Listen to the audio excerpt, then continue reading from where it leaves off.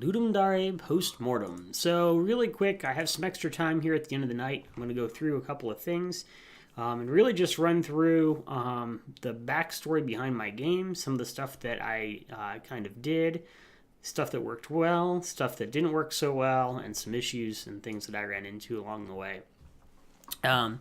If you have not played it yet, there'll be a link in the description for this video. This will be exported to YouTube. It's streaming right now on Twitch, but I will export it out to YouTube and crop it. And feel free to check the description. If you're watching this on YouTube, there's a link to my Twitch. You can follow that and see active development of this game, as well as other games and other parts of Ludum Dare. I do a lot of game jam entries, and I do a lot of game development on Twitch. I export some of it to YouTube, but not all of it, so definitely give my Twitch account a follow, and feel free to follow me on Twitter. All those links should be in the description of this video, no matter where you see it at. So the game I made is called Magic and Machines. The theme for LD41 was to combine two incompatible genres, and every time the theme gets announced on a Friday at 9 o'clock Eastern Time, North America, and the game's due, I think, usually at 9 or 10 o'clock on the following Monday. So 72 hours for the jam. If you do the compo, it's 48. The compo is a little bit more strict. I always do the jam. It's a little bit more open, even though sometimes I work alone. Usually I don't. This time I did. I like to have the extra days because I work and I've got a job and stuff I got to take care of. So that said, every time the theme's announced, I take the night off. I don't do anything. I think about it, but I don't start to create anything. I like to sleep on it and get a good night's sleep and wake up early the next morning at 5 or 6 in the morning. So theme gets announced at 9 o'clock. I'll fall asleep thinking about it around 10 or 11 o'clock at night, and then I'll try to wake up within 4 or 5 hours after that, somewhere between 5, 6 in the morning. Check the math; it's probably wrong, but that's what I shoot for. And so when I woke up, I realized, I'd always want to make a top-down action game or an action RPG, similar to Diablo. That was one of my favorite games. Both the original Diablo was one of the first computer games I had. That I guess not one of the first ones, but one of the first ones that we played online. And we would call each other on the phone and then hang up the phone and connect the modem to get together and play it. I had a lot of fun playing the original Diablo when I was younger in high school. And I think maybe towards the end of middle school when it came out, and probably more along the lines of high school. And then Diablo 2 and Diablo 3 were both fun games, so I really like that style. I like the fast pace and the action and the way that game feels. So that was an inspiration. And then I've been playing a lot of card games lately, and so both Hearthstone and Magic and other games online, games on my phone. Ascension, which is a board game, just released a phone app version of it. I've been playing that a lot too. So this whole card thing was in my mind at the same time, and I thought, I bet you a collectible deck builder, a card-based style of element in the game would mash up pretty incompatibly with an action RPG when you're running around trying to be fast and go and kill stuff. So what I decided to do was remove everything that you do with skills in one of those games and only give the player the default attack, the very weak attack that they still have where they can just shoot stuff. And then every other skill that they're going to use in the game, they're going to use a spell for. And my original spell list was 10 spells long. I'm going to get my Trello board for this out because I do, before I start to make the game, I start to design the project first, and that usually gets me going. So this is the LD41 board. And the reason I'm doing this now is because I started to make changes to the game, and I realized I wouldn't be able to do a good post-mortem if I started to fix everything. I wouldn't remember all the stuff that I wanted to talk about. So this is the actual design document, if you will, of the game before it was created. And some of this was added as it was created, but most of this was defined before I started to make the game. I did add in the story right away, and these are the original 10 card spells that were going to be in the game. You'll notice I only implemented 3 of them, and that's a heal, a fireball, and an EMP that stuns everything. I wanted to have a spell that was going to be a turret that you could place. I like the strategy of kind of building a base, and I like the permanence of it, and kiting monsters into that turret would be really fun in my mind, but I didn't get to implement that. I wanted one that would make you speed up so you could rush away from stuff and kind of move around the level faster, and I didn't implement that. I wanted to have a shield that would protect against range attacks and armor that would protect against melee attacks, and then also allow you to drop cards from your deck, charm other monsters, and have a companion that would run around with you. So all of this got gutted. And these were ordered in importance. When I created this list, I moved these up and down and put them in the order that was most important to me to implement into the game. And so that's what you're seeing here, and I only got through 3 of them. More on that in a moment. But I'm really happy with it, and other people that have given me feedback that have played it has said, I think you did a perfect job with 3. I knew right away what I was supposed to be doing with them. I think 10 would have been too many, and I would have felt overwhelmed. And so I plan on extending this game out after the jam.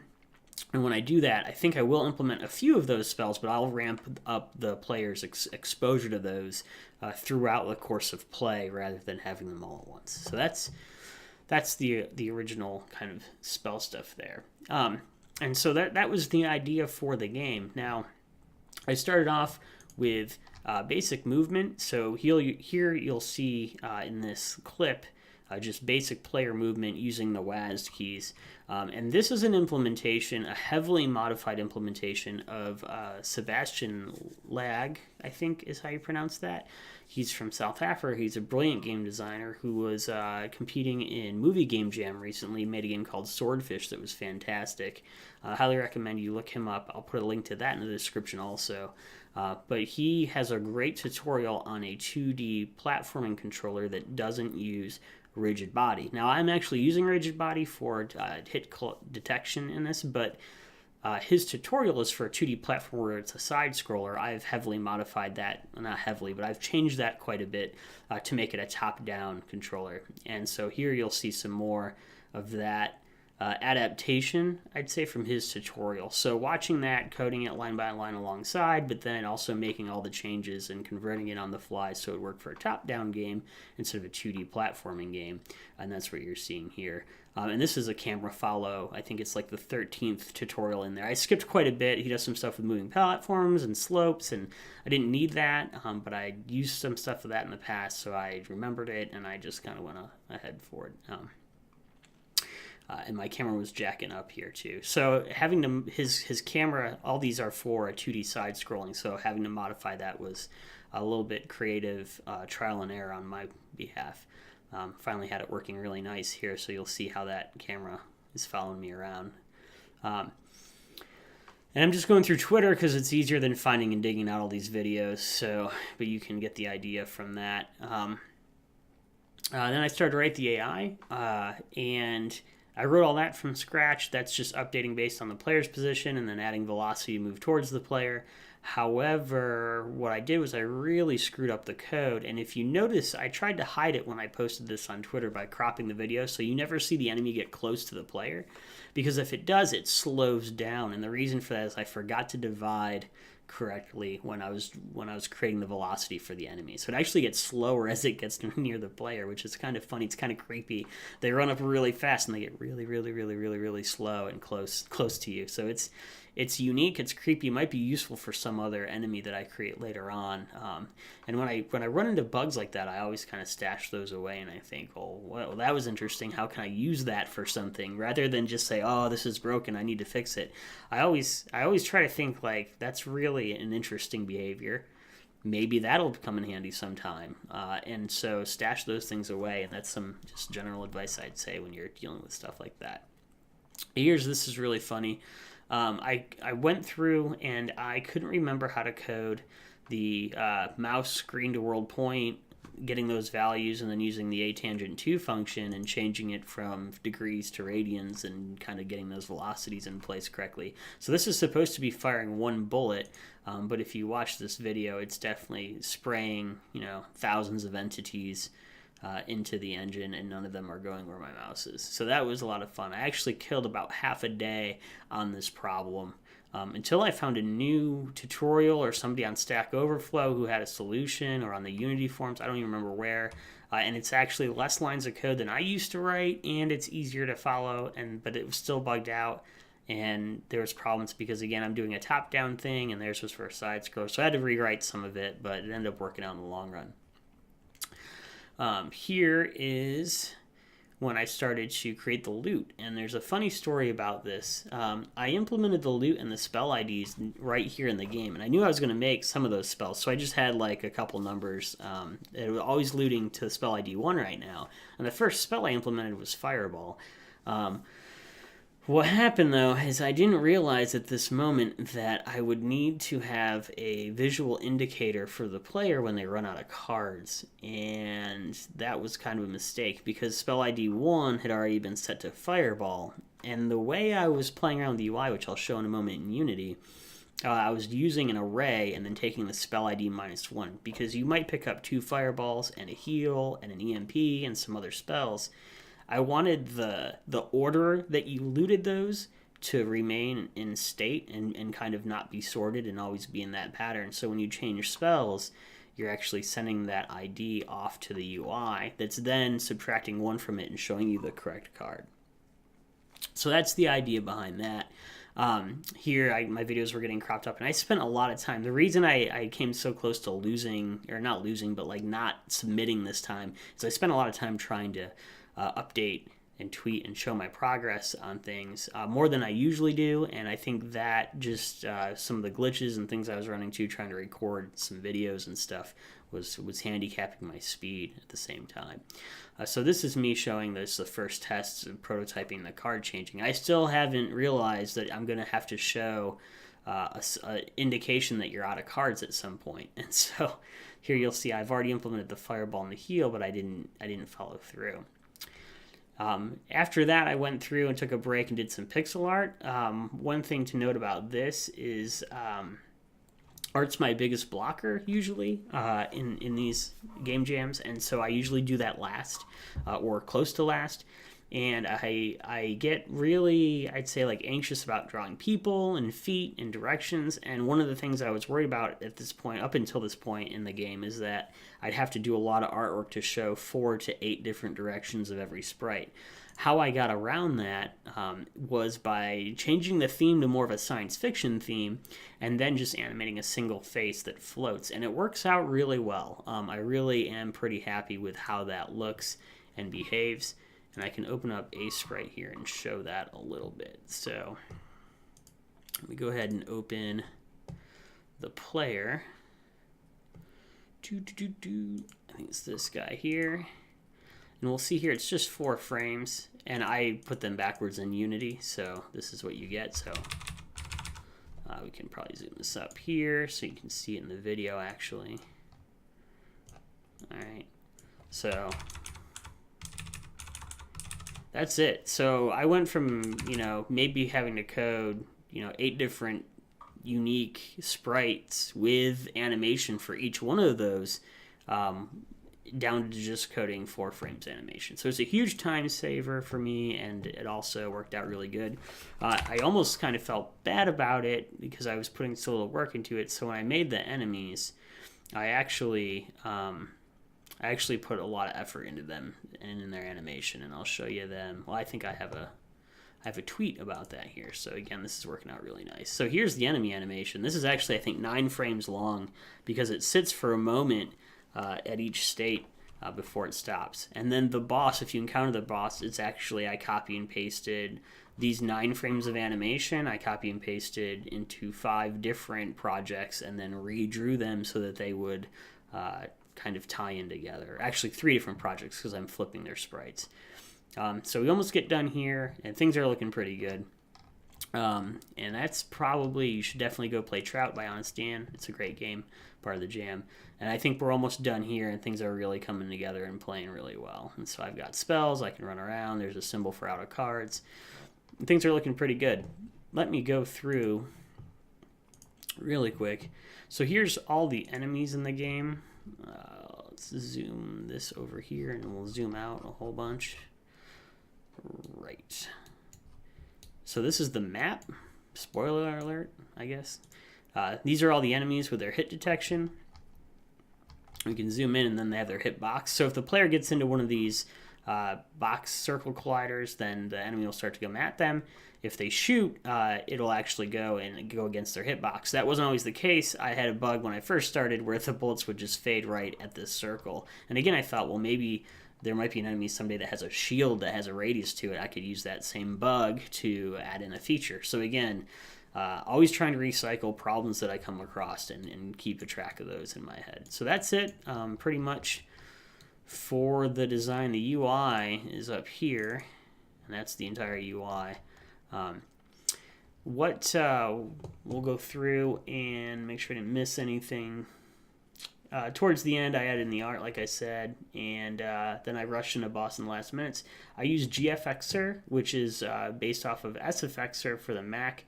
Well, SFXer is not for Mac, GFXer is for the Mac, and that's a really cool sound effect generator by the original creator of SFXer is Dr. Peter, or Dr. Peter, and he made it, I think, for the 10th Ludum Dare. So it's an older tool that he made that works absolutely wonderful for all of our sound effects in the game, for all my sound effects in the game. So one thing that I didn't make was the music. That's the only thing that I didn't create for this. And what happened was I used an asset for that, which I downloaded the Mega Music Pack, which you might see here. That's something I've owned for the last 4 or 5 years that I've never used in any of my games. But because I didn't coordinate well with my friends, I didn't have any help with music this time, and it was last minute. I wanted to have music in the game. So I used this asset, and I mentioned that in the post. That's the only thing that I didn't do. And I'm not in the compo, I'm in the jam, so it's all cool. However, what I didn't realize is that when I downloaded and imported that asset, I imported 2.5 gigs worth of music into the project. I checked that into Bitbucket, and I locked myself out. You can only have 1 gig as a repository in Bitbucket, or else they flip you into read-only mode. I committed 2.5 gigs in one commit, so they instantly locked me out of my own repository, and they converted it to read-only. So that really sucked, and I had to delete my .git folder and create a new repo really fast and clean up the files and reduce the size. There's another way to do that that's probably better in Git, but I didn't have time to go and learn how to be good at Git. I had to get my game submitted. The other thing that didn't go good is I couldn't remember that Arctan 2 stuff. I just don't use it a lot, and if you don't use it, you lose it, that kind of thing. So definitely need to stay up on my trig and stuff, especially with top-down games where I'm going to use the mouse angle and do some of that fancy stuff. And I didn't spend enough time on the UI. If you can see here, I mean, these UIs it's kind of nice. The health bar is pretty sweet. I'm happy with how that turned out. It's a lot easier to code this now than it used to be, so I can actually go to this here and slide this, right? So it's just a filled image on top of an empty image, and controlling that fill. That's so easy compared to how I used to have to code in Unity. So that's how I'm doing that. But I didn't get the scaling right. The positions are wrong. So if you play it on a high-res monitor like a Mac, it looks like crap and it's super small. I have a Mac, so when I run it on that, it's tiny. And so there's issues there that need to be fixed. What went well is the game feel and the gameplay. The game actually plays, and I'll start it up here. And we'll turn the sound down a little bit. But the game actually plays really, really well, and it's a lot of fun. If it'll play for me here. Let's go. Oh, we can go full screen. Hold on. We're going to maximize on play. All right. So the game actually has a really, really nice play to it. Those effects when you shoot stuff I just added, so those aren't part of the LD version of the game. If you play it, they won't flash when you shoot them. You'll just hear the sound effect noise. But it's a pretty fun. It has all the things that I wanted out of the game, and I can flip through my cards here, so you get that concept. And I made this really cool EMP spell. Where's that at? Here it is. So stuff chases you. Good. Wham! You hit it with EMP. Now he can't get you. You shoot him dead. So that's the game. You can see the hitbox is a little big there. It needs to be adjusted.